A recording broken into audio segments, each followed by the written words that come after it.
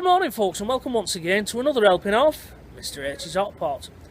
You join me today for day 11 of our holiday here in sunny Orlando, Florida, where we're having a fantastic time, and it's day 11 of our daily vlog by the poolside. As always, a daily vlog, you can't beat it.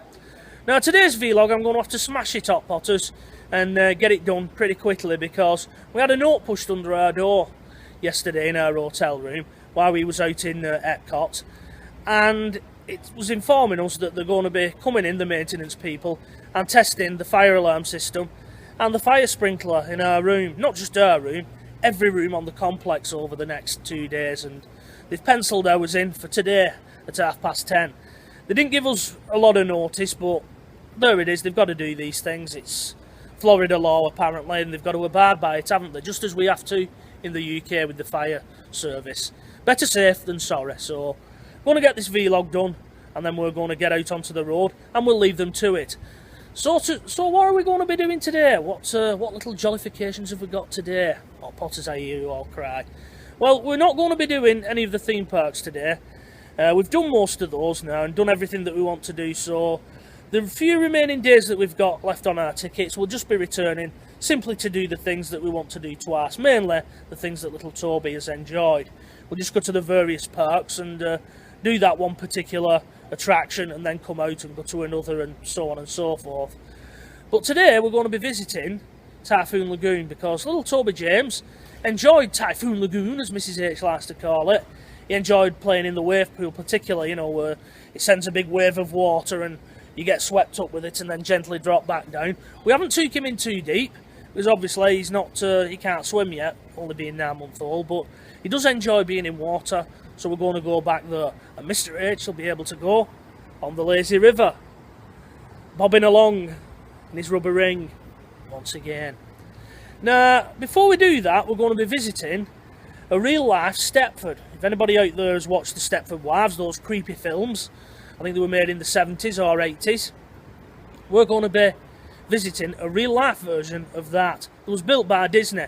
It wasn't built intended as being a Stepford, but it's been dubbed by many as Stepford, simply because the idea of building Celebration back in 1996 by Disney was that the hardcore of the hardcore Disney fans could live the Disney life 24/7, and as long as they remained in the property, so to speak.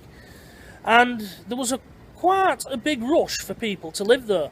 They couldn't build the houses fast enough, and demand exceeded what they had, to be honest. They had to run like a lottery where you get a number to allow you to buy an house. It was that popular. But the reason it got dubbed Stepford was it came with a lot of conditions. If you lived there, you had to keep your house to a certain standard, and you couldn't deviate too much away from the colour scheme that was already there. You know, you couldn't say, oh well, I fancy painting my house a different colour. It was a big no-no, you couldn't do that. Even down to curtains, there was guidelines on what curtains you could have. Can you believe that? You couldn't park your car in front of your house and things like that. If you broke these rules, they'd send you a letter. Where it went after that, I don't know. Sounds very reminiscent of the TV licensing system in the UK, doesn't it?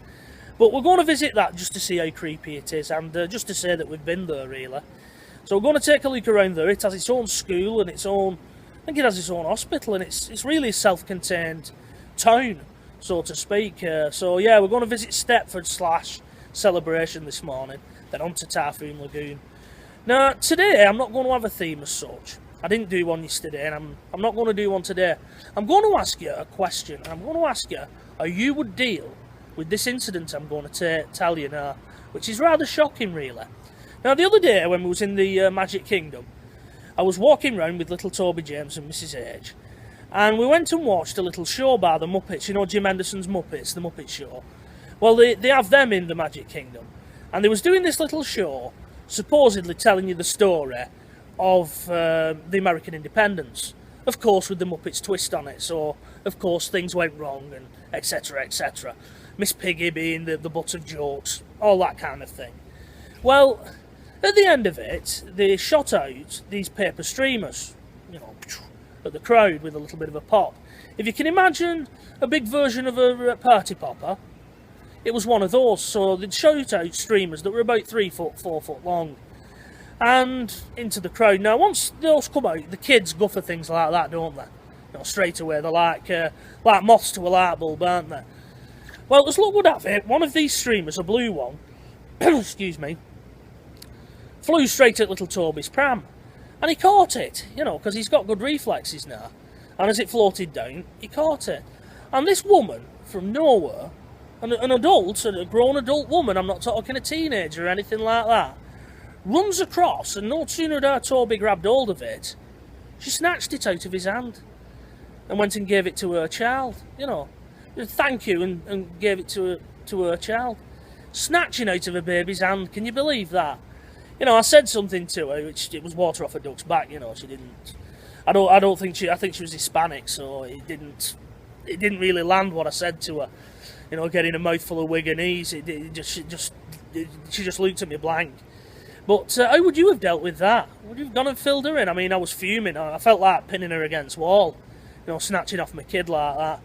But over a streamer, a bloody paper streamer. As luck would have it, I picked one up and it was same colour, and I just gave it Toby. But you know, how would you have dealt with that? That is the question I'm going to ask. Please leave your comments below. Anyway, folks, this is cracking on now. It's coming up to 6.5 minutes. And Mrs. H did tell me, you know, don't be all day about making that vlog. So I'm going to get back up to the hotel room. We're going to get out there, get some brekkie, and then we're going to head off to Celebration and just see how creepy it is. So, folks, until the next time, from myself, Mr. H, it is bye-bye for now.